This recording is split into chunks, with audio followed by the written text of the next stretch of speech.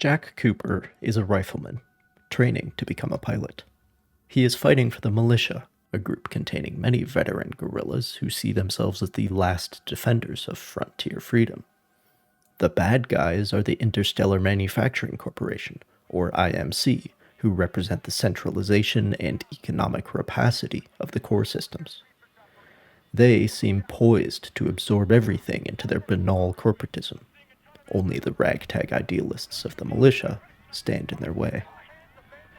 It is important to know this, to know what motivates Jack Cooper, because with the exceptions of the title card shot, the end credits, and a few third-person animations, we spend the entirety of Titanfall 2's campaign imprisoned behind his eyeballs. When we pilot BT-7274, we do so as Jack, looking at the screen that covers the front of the cockpit. From the outside, BT always appears suitably titanic due to the tiny human stature of the avatar we inhabit. And instead of resorting to cutscenes, Titanfall 2 lets us experience every moment of awesomeness as Jack, the conduit of agency still connecting his identity with the players. When you lose control of camera or character, it's never because the game has arbitrarily decided so. It's usually because BT has physically picked Jack up, and he can't move. You have to initiate these fastballs, voluntarily surrendering your agency to BT, and that real choice generates real trust. Even when he says, "There are significantly more variables to throwing between two moving platforms," I retain utter faith in his accuracy. If I die, I know it will be my fault, not his. Titanfall 2's visual presentation is all the more impressive given its lack of cutscenes.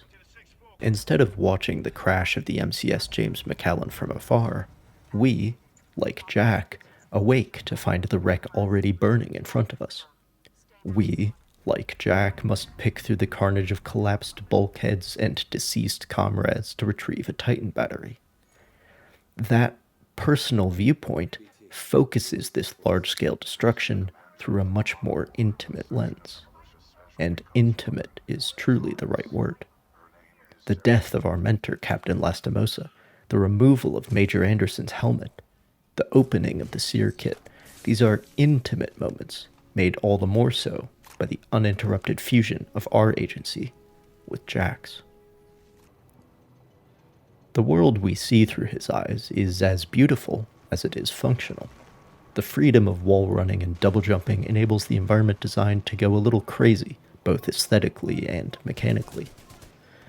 One mission takes place on a giant assembly line.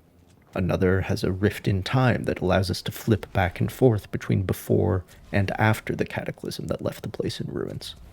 And one level is made up of a series of ships chasing after each other. The broadside gun emplacements on the IMS Malta are, fittingly for a ship of that name, functionally reminiscent of Age of Sail cannons. Their external platforms, however, remind me more of the turrets and gun tubs mounted beside the flight decks of aircraft carriers that were also once involved in defending the island of Malta. Regardless, these guns are an excellent example of how keeping things grounded in some sort of reality can make the fantastical elements more believable. The Titan loadouts accomplish the same thing by rooting themselves in pre-established archetypes. The sniper, the shotgunner, the heavy with the not-so-minigun. Those associations allow us to better contextualize the fantastical power of this version of those archetypes. You've used a DMR before, but this DMR is actually a chain-fed 40mm cannon. Titanfall 2's small arms, too, ground themselves in the familiar. The Volt SMG, for example, is an energy weapon, but it is also just an SMG. And energy weapons like the Volt have not yet outcompeted conventional metallic cartridge firearms. The 47 in V47 Flatline betrays that rifle's inspiration, and while it is a bullpup, the wood forend, stamped steel construction, very curved magazine, and safety selector are all dead giveaways. The G2A5 battle rifle is more thoroughly futuristic in its details, but its overall shape and operation remains very familiar. The R201 carbine is less directly inspired by a specific real-world weapon, but the principles involved are still very familiar. It is clearly a good design because it, like some of our real-world operating systems, has been scaled up into the D101 longbow and scaled down into the R97 submachine gun. Features we are capable of, like ambidextrous charging handles and Picatinny-esque rails, and features that are as yet beyond us, such as truly holographic sights and round count displays, come together to give all these weapons the feeling of maturity one would expect in such a long war. It feels like years of field testing and feedback have served to improve and streamline these designs, and the effortless way they are handled betrays just as much experience. As a pilot, or at least a pilot in training, this competence makes sense. The fluidity of the parkour system, at least, befits some pretty fluid weapons handling. The important thing about these weapons, though, is that their aesthetic identity corresponds with that of the environment, the Titans, and the character models. This world is futuristic, but not too much so. Projectile and energy weapons coexist. These dropships are space-capable, but they still have traditional jet engines for atmospheric flight. Robotic soldiers exist, but they have not replaced humans. Human-piloted mechs known as Titans are unimaginably powerful, but like our main battle tanks, they aren't worth much without supporting infantry. The symbiosis of infantry and armor is actually symbolized by the intimate connection, the neural link that a pilot shares with their Titan. Differing capabilities allow them to play off of one another and achieve things that neither could alone. And one such symbiosis is the central axis of Titanfall 2's narrative. Understood. We'll get you transferred to a fully qualified pilot. Objection. Cooper is my pilot. Our combat effectiveness rating now exceeds 90%. Request permission to retain this link. You're lucky our backs are up against the wall, BT. Permission granted. That's high praise coming from a machine, Cooper. The trust that Jack and BT develop is the same inevitable trust that will arise between any two comrades on the field of battle, forced by circumstance to place their lives in each other's hands. Trusting BT is a bit of a foregone conclusion, perhaps because there is no other choice. And he hasn't missed a throw yet. It is not until this moment, however, that we realize he has developed a similar faith in our capabilities. Cooper, over here. Cooper, I can no longer uphold the mission.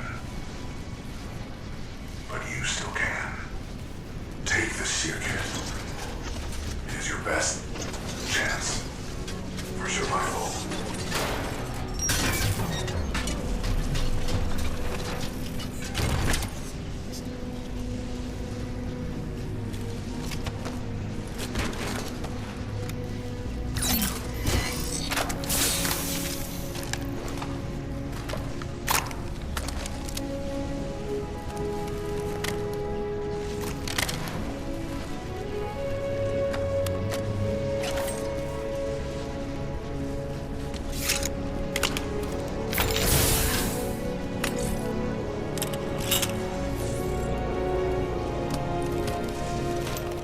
BT's abdication of Protocol 2 is as unthinkable as it is understandable, and it fills us with the desire to make good on his trust. Jack literally takes BT's life into his own hands as he, armed with a K-bar that can hack things and a pistol that is smart, sets off to find a new chassis for the data core. This new chassis is more powerful than ever, armed as it is with the heretofore unavailable not-so-minigun loadout, and so the final battle ensues. The plan to destroy the evil superweapon, of course, is that In its exposed state, my reactor core may be able to destabilize the arc at the center of the full weapon. What are you saying? We can blow it up. I'm sending you coordinates for a dropship rendezvous. Coordinates received. We'll be there, but I don't see how you can. Trust me, I have done the math. BT's uncanny matter-of-factness is as saddening as it is sensible. But it is also perhaps a bit worrying for Jack, who is still inside of the doomed Titan. That worry, however, immediately transforms into guilt and grief when, at the last moment, BT's garbled systems manage to remember. Protocol 3. Protect the pilot. BT, what are you doing? Trust me.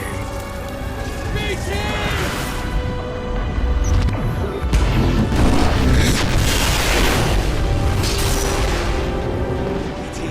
Cooper, we just lost BT signal. We're almost there. Of course, we know that he will make the throw, just as he knows that we will make it to the extraction point. In this final act of trust, trust no longer seems like the right word. Trust implies the possibility of doubt, and after all we've been through, there is nothing but certainty. The sad, irreversible certainty that BT will die and Jack will live, that millions will be saved by the severance of this relationship. But this is how it has to be. After what happened to Captain Lastimosa, BT cannot lose another pilot. Cooper, jump for it.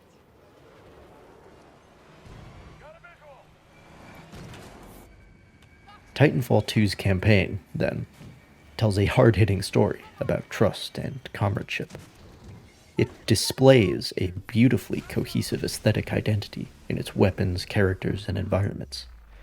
The aesthetical and mechanical variety of those environments is relentless, and there is further gameplay variety between pilot parkour and Titan confrontation. But most importantly, Titanfall 2 presents a spectacular story without ever stripping away the perspective and the agency that connects your experience to that of Jack Cooper. Barker, set a course for Harmony. Take us home. You got it.